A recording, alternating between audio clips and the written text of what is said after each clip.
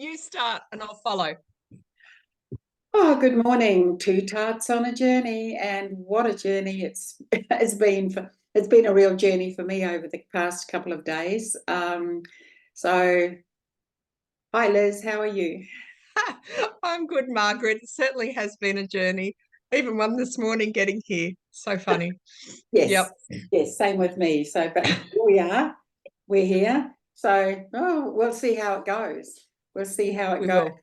So, what we wanted to do and what we thought we might do is just to continue our discussion um, of last week, which was discussing that huge question, why are we here? And last week we talked about what had triggered us um, into that big um, statement that so many of us come to, which is there's got to be more to life than this. So, I think that we need. I'm sure a lot of other people think the same thing.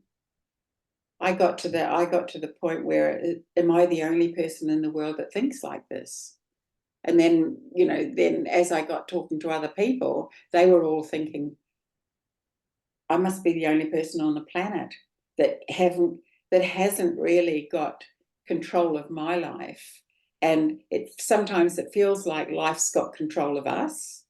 And now I kind of realize that, yeah, sometimes life does take control of us. And yeah, part of what part of life, if we're looking at, or what we're discussing life as being, is life the continuity of experiences that we have. So perhaps we can start talking about how we define uh, life, the life that we live, and the life that we question. And as I said before, like, and why are we here living it?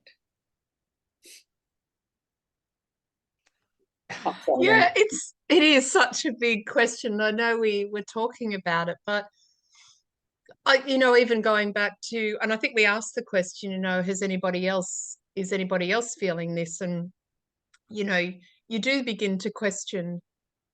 And I think I'll use my own experience, maybe for women as mothers and, working hard that we did. You wake up one morning and you think, who am I?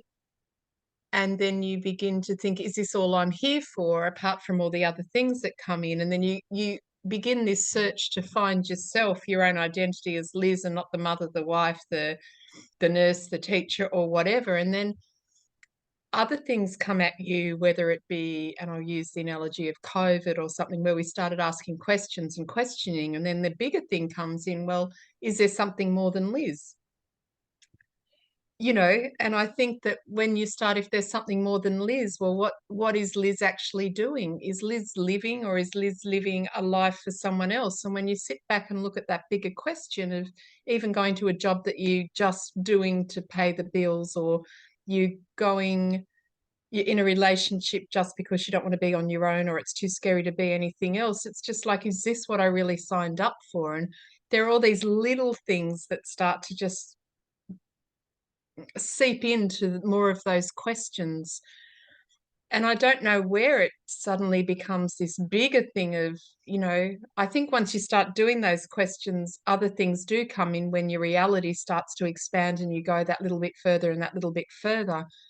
But I think, for most of us, there's got to be more than just being enslaved in a system where we go to work, we come home, we eat, we cook, we play with the kids, we do this, we do that.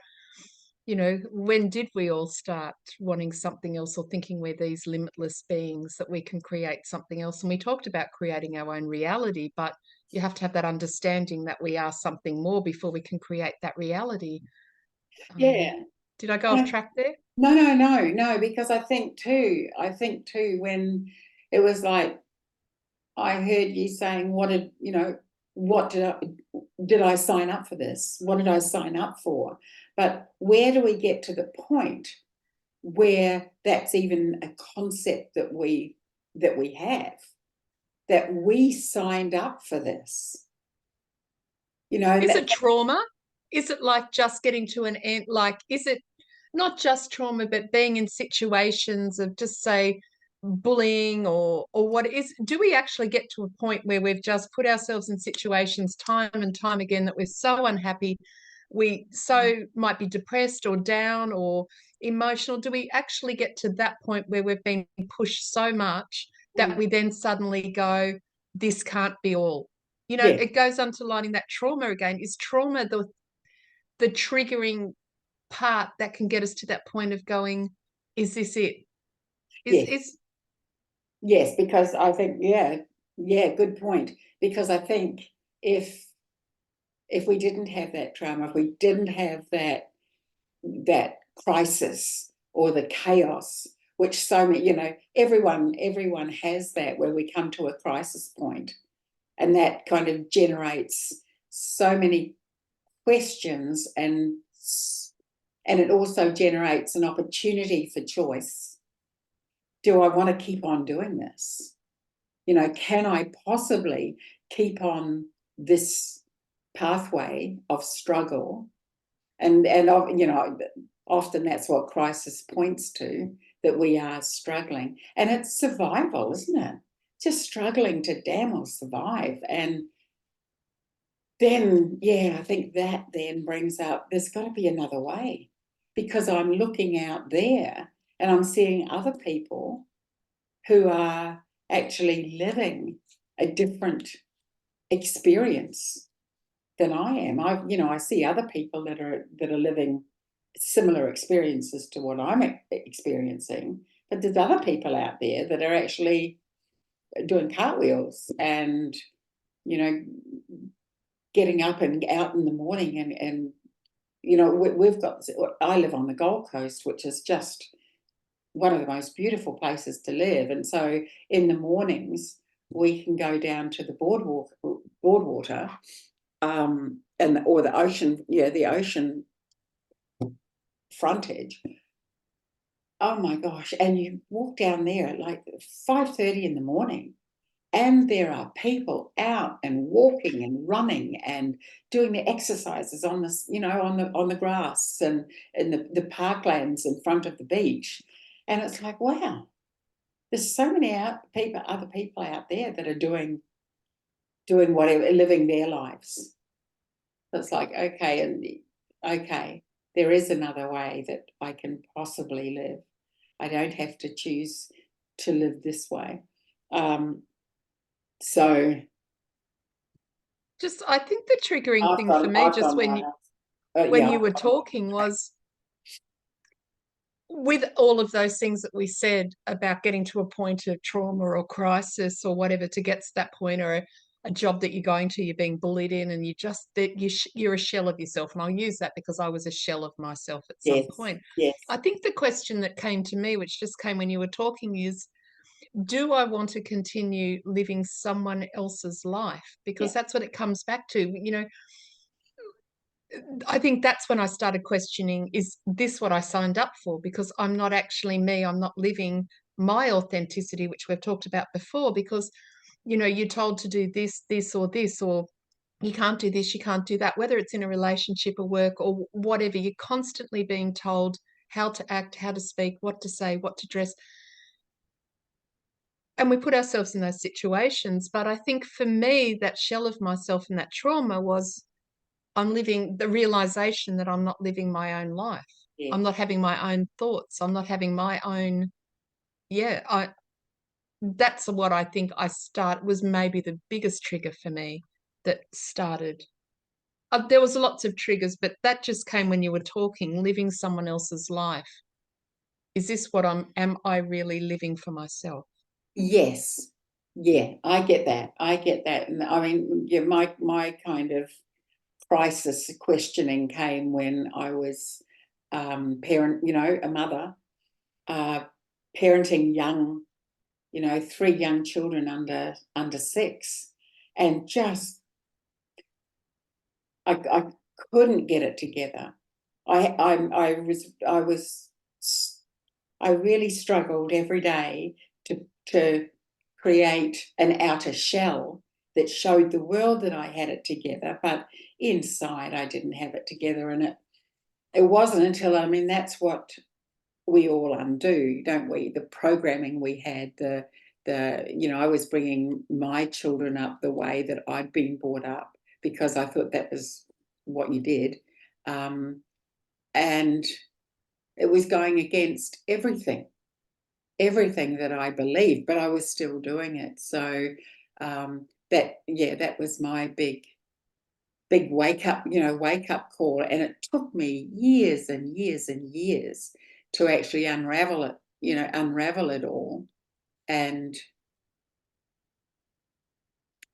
yeah, so you've really hit that on the head. And it was the trauma that created that I kept continuing out of not being my authentic self, not even knowing that I had an authentic self. I just knew it didn't feel right, but I knew that I had to follow the rules. And those rules, of course, had been set down by my parents. And I'd rebelled the whole time.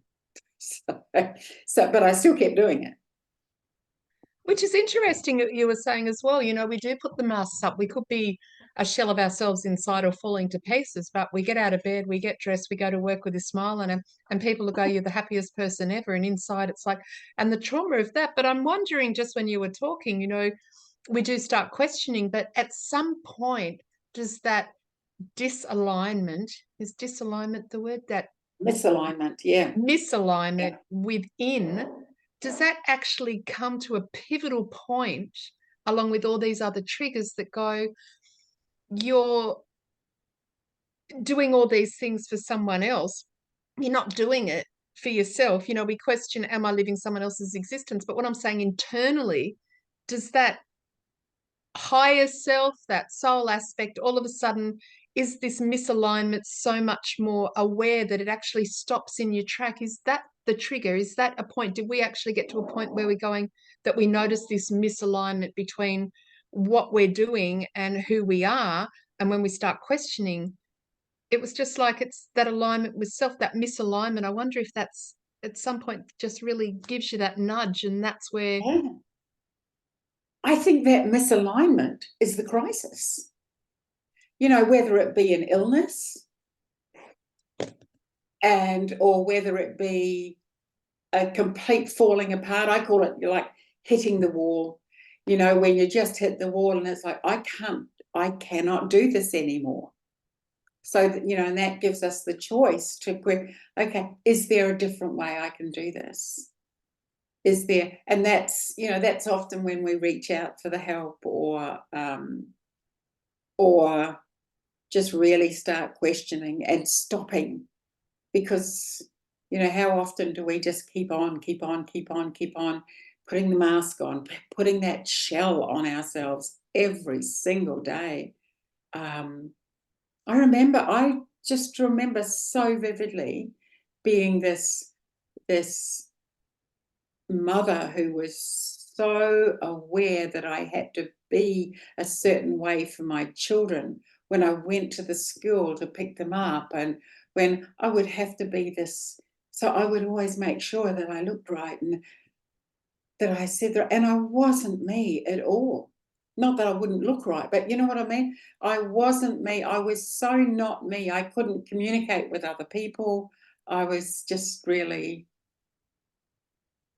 out of it. And yet the feedback from from the other people was that I was this quite aloof woman who dressed well. But and it was just a horrible place to be, and it would have been just as horrible for my children. So I think that was when I could start, because it just felt wrong. Everything in me felt wrong. So it was not a pleasant time in my life at all. And my life around me started crumbling. So And had I had someone that I could reach out to, in those days, we didn't have counselors, we didn't have anyone, anyone that I could talk to. I couldn't talk to my parents or my mother, because it just wasn't something that I did or we did in those days. So yeah. So I had to come to the question, and I started writing then, I started writing and would just allow the pen to write. And even, I remember about 10 years later looking back on that writing and going, oh my God, who wrote that?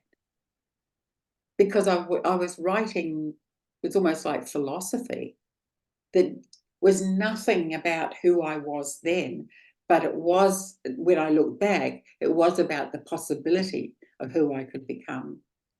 So that was the beginnings of exploring why am I here, because I wouldn't have been there by choice in that time. I would not have been there. And I So think it's also, who made the we choices? look at the life crumbling around us and all these things, the triggers that we've just talked about. Mm, But what comes to mind that I see on my own journey and those around, especially in this time, we are beginning to question, and we're noticing this misalignment with self. We're yeah. noticing the crumbling, we're noticing things, but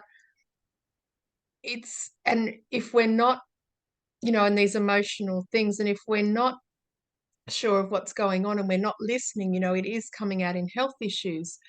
So that's another standing point where we're looking at, people that of all of a sudden having these fibromyalgias and I'm not talking about the autoimmune systems and things that have been created by the big C and all of those things that we've Yes. previously talked about. I'm talking about things that are coming out in our own bodies that are wanting to be addressed, but we're Yeah. still not sure with all the crumbling and the questioning and noticing of the mass and Mm, that we're not living our own existence. Sometimes we're not really sure what's going on.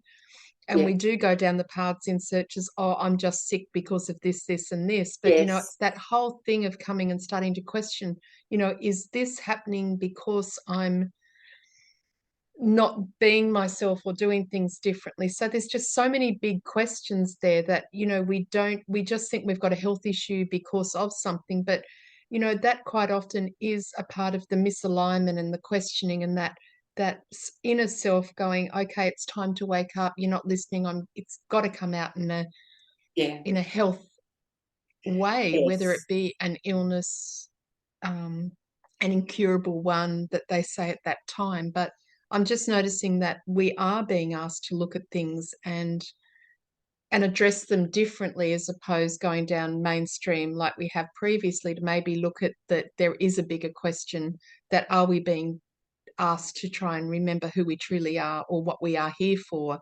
Yeah. There's just so many aspects. I'm trying to put all those threads that we were just talking about, living someone else's life for them and the misalignment within self and the masks and all that. And then coming back, it's all coming out in health issues. Like, if we can just sit back and have these conversations and look at that, there may be more deeper aspects as to that we are here for a bigger reason, and we're just being shown that perhaps we need to Mm. have a look at it through the ways that things are crumbling or it's being presented in our lives.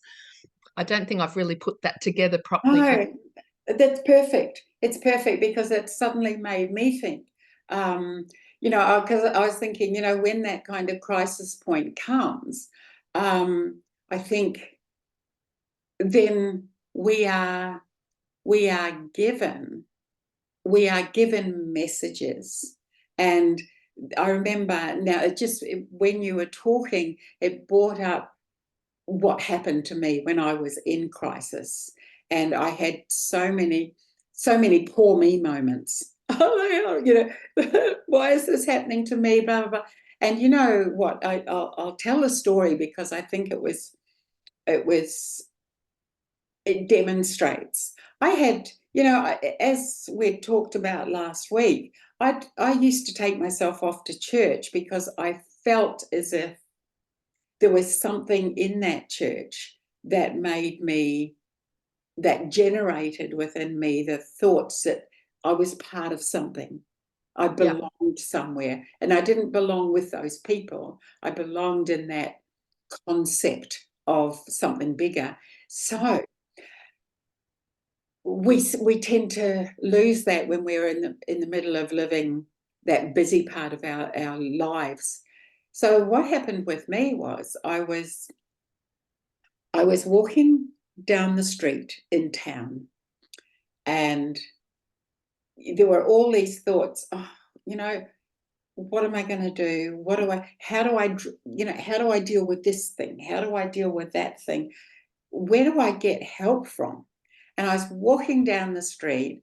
I came to cross the road, and right on the beside me there was a, I don't know what it was. It was like a big box on the side of the road. It wasn't a post box, but it was something like that. I don't know whether it had, I don't know what it had. But anyway, it was about shoulder height. And when I kind of looked over, there was a book sitting there. And I thought, oh, that's weird. Someone must have left a book on the side of the street. So I picked it up and I looked at it, and it was a brand new book, and it was called the Bhagavad Gita. And I thought, and there was nobody. There was no one around. There was no one. And I'm standing there with this book, and it was a big book. And I thought, holy, what am I going to do? And then I thought, you can't just walk into a street and say, into a shop and say, did you see someone leave this? So anyway, I tucked it under my arm and I just kept on walking. And then I came across a secondhand bookshop. So I toddled in there and I thought, oh, I'll just ask them. But while I was toddling in there, and it was jam-packed, every shelf was jam-packed. So I had to squeeze along through the little passageways through this bookshop. And I hit a book with my shoulder. And it fell on the ground, and I picked it up, and it was a Shirley MacLaine book, Out on a Limb. Mm-hmm. So I thought, oh, Shirley MacLaine. Oh, I don't really like her acting. The first thing that came, don't really like her acting. I didn't know she wrote books. So anyway, I opened it up, and the first word I saw was the Bhagavad Gita in the book. And I thought, so, and it was just like, oh my God, this is amazing. That book's there. So I thought, okay. So I went along and I went and I bought the book, and I showed the person in the shop, that was an old man, and I said, oh, look, I found this on the side of the road, on the side of the street, on a little box thing. And he goes, oh, the Krishnas leave those books for people to pick up, and whoever's meant to pick it up will pick it up. And I thought, so he said, you take that home. And I thought, oh. And so I went home, and the first thing I did was sit down and started reading Out on a Limb, and that changed my life. It just changed my life because it just opened up my whole self to the concept of, oh my gosh, I can relate the soul that she is talking about, that presence that she is talking about. I can relate that to how I felt when I sat as a child in church. And yeah, so that was that pivotal moment for me when I realized, oh my gosh, and I was given such a profound message that I was more, and that I was enveloped in this beautiful thing called a soul that guided me, that infused every cell of my body. And it changed my life. And in that moment, it changed my life. I'm sure it changed my children's life. It changed everything because of the way that the ripple effect that it had. on every part. So that was what I wanted to share. And that's beautiful. And that also, we begin this journey and there are so many profound moments, but then life gets in the way and we go back in them. But with you talking about that, it also brings up those synchronicity moments that when we do start to question and we do sort of step out of that busyness or what we've all been led to believe is life and start questioning and you become more present. And it's not all the time, we come in and out of it when we start Yeah, this, especially because, we're still being dragged in and out. But you do actually sit back and then you do, people call them coincidences, but you actually do begin to see these synchronicities that are consistently there all around us that we think, oh, that was a coincidence, or that person just came, or this book was given, or but there is signs all the time that when I think we do start to, whether through the trauma or the misalignment or the questioning, we do begin to see that there is help around and they are showing us that we are yeah, something more. And there is all these things that just are there for us to constantly open, whether it just be a fraction and go back, a yeah, few steps or whatever, but they're constantly there. And when we do begin to be more present and question more, those synchronicities are there every moment yeah, of our day. And I think that also, feeds off when we do begin this, that's when you can't not question that there is something more to our existence here and to continue questioning because it is showing us that we aren't yeah. this, We aren't the shell. we Yeah, aren't the shell, the we aren't the avatar. shell. Yes, yeah. Yes, the avatar is such a beautiful way of putting it too. Um, yes, so true. So I think we've opened up a can of worms, and as you say, it's a lifelong exploration. I think of the. To me, we are the most fascinating creatures in the universe. We are amazing. Our bodies are so amazing because they are so intelligent. And I think we learn that along the way too. We start to really, um, see the magic and the intelligence of this body that functions without us. You know? um, but just such a great reflection, and it responds to the way we treat it and the way we think. But that's for another time. But I would love to continue this. The time's gone so quickly um, today, and I'd love to continue this conversation because I think these are the types of conversations that we wanted to have when we first thought about having deep conversations, and creating it as a podcast. So that's Absolutely. it. And recognizing that it isn't easy. Like we can question and we can go in and out of life. And I think the word I said the other day, I had this realization that waking up and seeing that we're something more actually creates a whole trauma of its own. Oh, opens a whole can of worms. And I've been on this journey for over 40 years now. Yeah. And it's still, it's still like every day there's something opening that, oh my, yeah, a new awareness or a deeper understanding. It just never ends because you slide back and forth. With, as we're talking about, we have ingrained habits from ingrained beliefs that we were programmed with. Mm. And it's really, really, really challenging Mm. to overcome those habits that our body has, our body and our brain have created to help us survive, it thinks.